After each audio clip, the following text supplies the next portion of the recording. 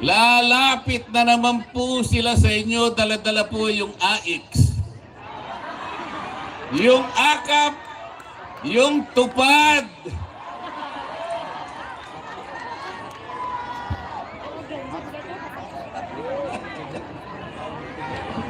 Bakit? Ang mamamayan ba ng Valencia Bukidnon, ang katapat niya ay konting perang ibibigay sa kanya? Kaya bang tapatan yung dignidad at karangalan ng mamamayan ng Valencia Bukidnon?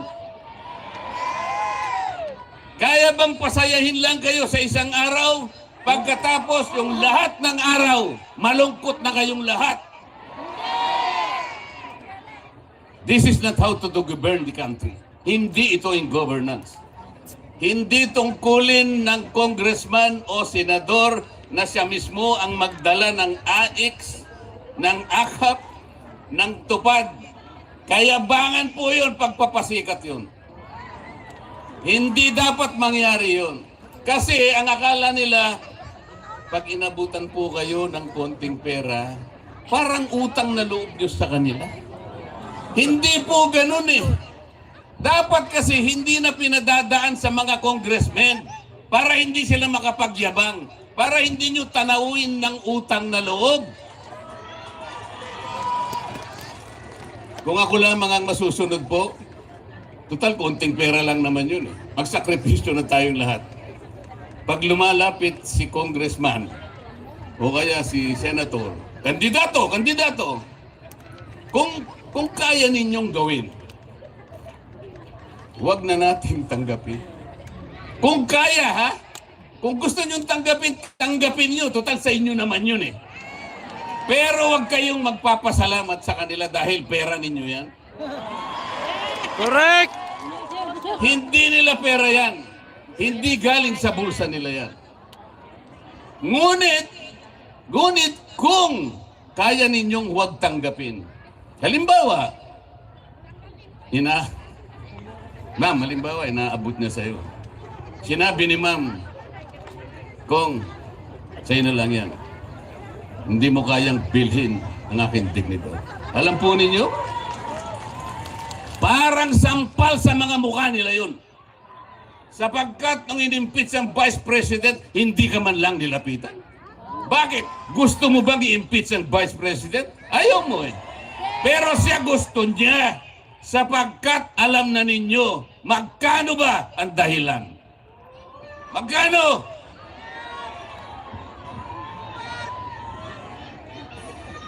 Napakarami pong problema ng ating bansa. Baka hindi ninyo alam, pero alam ko, alam na ninyo.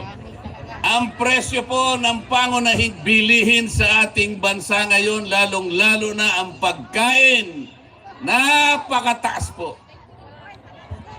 May nangako dyan na 20 pesos per kilo. Bangag yan, bangag!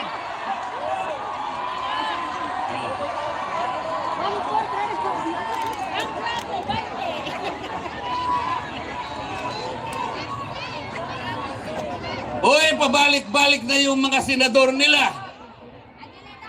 Yung iba 2 beses nang bumalik sa Senado. Yung iba 3 beses. Yung iba 4 na beses nang bumalik sa Senado. Bakit ganito ang kalagayan ng bansa? Pagkatapos, haharap na naman sila sa iyo. Anong katwiran? Anong katwiran? Anong gagawin mo? Pang-4 mo nang balik ito? Alam po ninyong ang kalagayan ng Pilipino ngayon? 63% ng ating mamamayan ang nagsabi, mahirap po kami. 63%. Ang katumbas po nun, 87 million Pilipinos.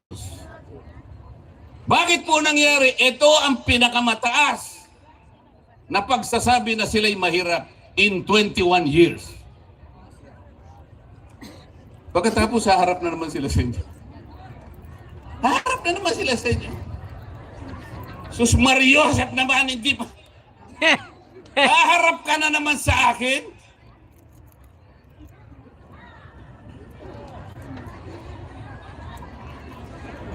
talaga pong ganun. Anong gagawin? Anong gagawin nila?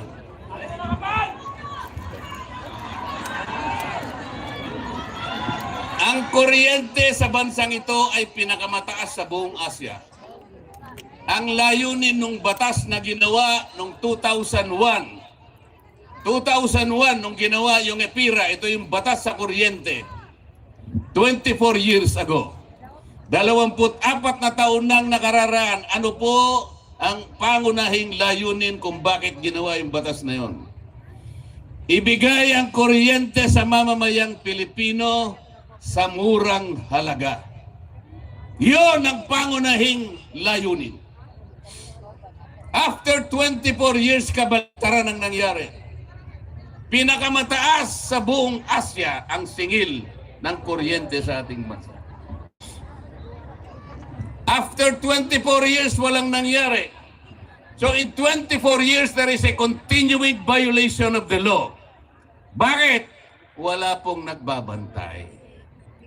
O yung mga binoto nyo sa Senado, bakit hindi nyo tanungin?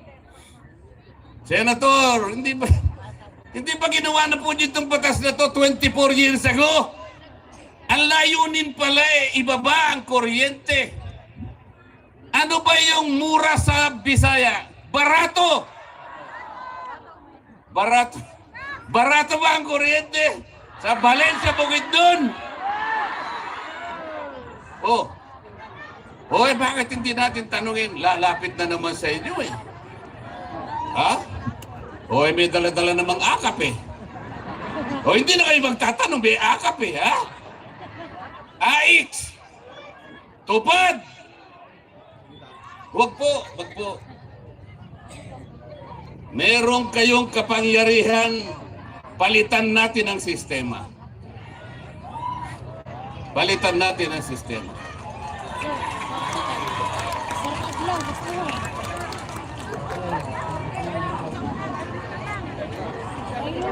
Alam po ninyo, nung ako'y inimbita ng isang asosasyon, kung tawagin ay Filipino Inventor Society.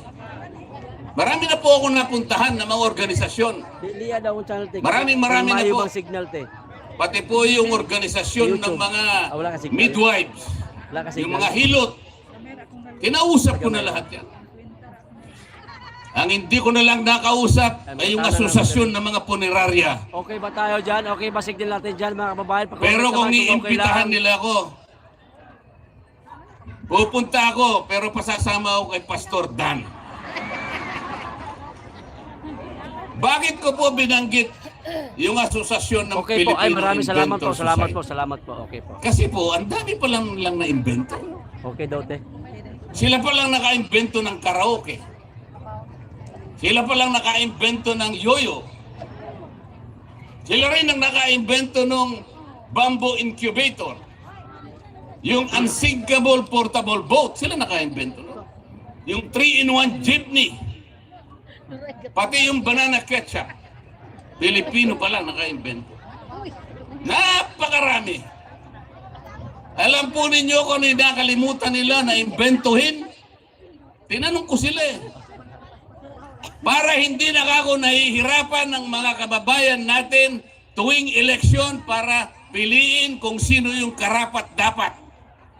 Kagaya ngayon, sa Senado, 65 ang kandidato, nag-withdraw na yung 3, 62 pa rin.